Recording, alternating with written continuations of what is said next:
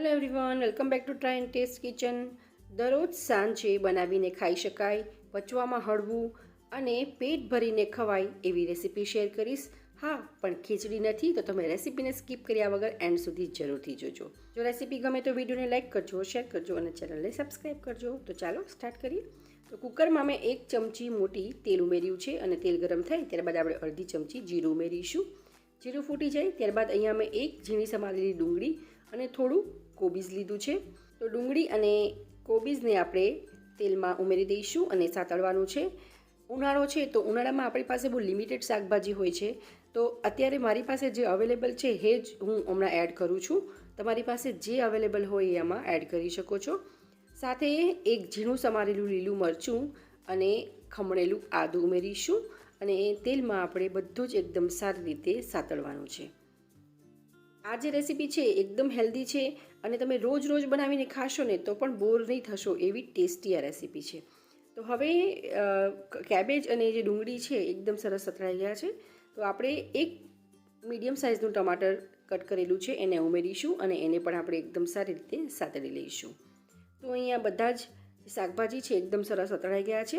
તો સાથે હવે આપણે 1.5 થી 2 ચમચી જેટલા શીંગના દાણાનો ભૂકો એડ કરીશું. શીંગના દાણાનો ભૂકાનો ટેસ્ટ ખૂબ જ સરસ આવે છે. તો સ્વાદ પ્રમાણે મીઠું ઉમેરીશું, અડધી ચમચી હળદર ઉમેરીશું અને 1/4 ટીસ્પૂન જેટલું લાલ મરચું ઉમેરીશું. અહીંયા લીલું મરચું ઉમેર્યું છે એટલે લાલ મરચુંનો યુઝ હું થોડો ઓછો કરું છું. તમે તીખું જેટલું ખાતા હોવ એના બેઝ ઉપર મરચું વધુ ઓછું કરી શકો છો. બધું એકદમ સરસ મિક્સ થઈ ગયું છે. શીંગના દાણા છે એટલે થોડું નીચે ચોંટશે. હવે આપણે અડધી વાડકી જેટલું પાણી ઉમેરી દઈશું અને ફરીથી એકદમ વ્યવસ્થિત મિક્સ કરી દઈશું. હવે આપણે આ જે પાણી છે એને ઉકળવા દેવાનું છે. તો તેના માટે આપણે ઉપર કુકરને આ રીતે તો ઢાંકણ ખાલી બંધ કરવાનું છે અને થોડી વાર આપણે ઉકળવા દઈશું. તો પાણી તમે જોઈ શકો છો એકદમ સરસ ઉકળી ગયું છે. તો જ્યારે મેં આ રેસીપી બનાવવાનું સ્ટાર્ટ કર્યું એની પહેલાં મેં એક બાઉલમાં અડધી વાડકી પ્રીમિક્સ લીધું છે. આમાં જુવાર, બાજરી, ચોખા અને છોતરાવાળી મગની દાળને સરખા પ્રમાણમાં લઈ એને શેકી લેવાનું છે અને ત્યારબાદ આપણે એને ગ્રાઇન્ડ કરી લેવાનું છે. તો એ પ્રીમિક્સ છે એને આપણે અડધી વાડકી લેવાનું છે અને પાણી ઉમેરી એને એકદમ સારી રીતે મિક્સ કરશું અને થોડી વાર પલાળવા દેવાનું છે. તમે નહીં પલાળશો તો પણ ચાલશે, પણ મેં એને જ્યારે સ્ટાર્ટ કર્યું હતું રેસીપી ત્યારે એને આ રીતે પલાળીને રાખ્યું હતું. તો આ સાઈડ આપણું પાણી ઉકળી ગયું છે. તો હવે આપણે જે પ્રીમિક્સ પલાળીને રાખ્યું હતું એ પ્રીમિક્સ આપણે ઉમેરી દેવાનું છે અને એકદમ સારી રીતે મિક્સ કરશું.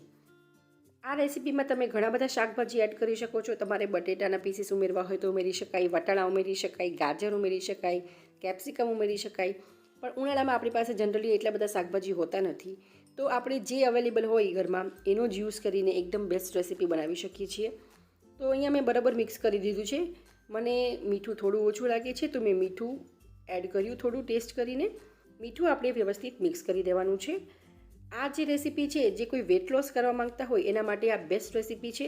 તમે દરરોજ સાંજે 1 વાટકી આ ખાશો તો પચવામાં પણ એકદમ હળવું અને પેટ પણ ભરીને તમે ખાઈ શકશો. મને પાણી થોડું ઓછું લાગ્યું તો મેં અડધી વાટકી વધુ પાણી ઉમેર્યું છે.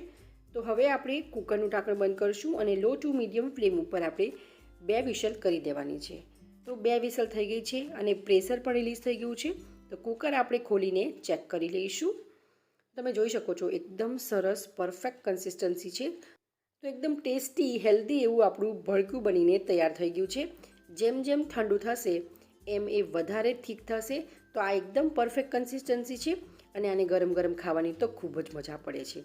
તો હવે આપણે આ ભડકા ઉપર થોડી ધણાભાજી સ્પ્રિંકલ કરીશું અને ગરમા ગરમ ભડકાને આપણે સર્વિંગ પ્લેટમાં સર્વ કરીશું. તમે પણ એકવાર આ રીતે ઘરે જરૂરથી બનાવજો અને કેવું બને છે એ તમારા ફીડબેક મને કમેન્ટ કરી ચોક્કસ જણાવજો. તમને રેસીપી ગમી હોય તો વિડીયોને લાઇક કરજો, શેર કરજો. તો ચાલો ફરી મળીશું એક આવી જ નવી રેસીપી સાથે. Thank you for watching.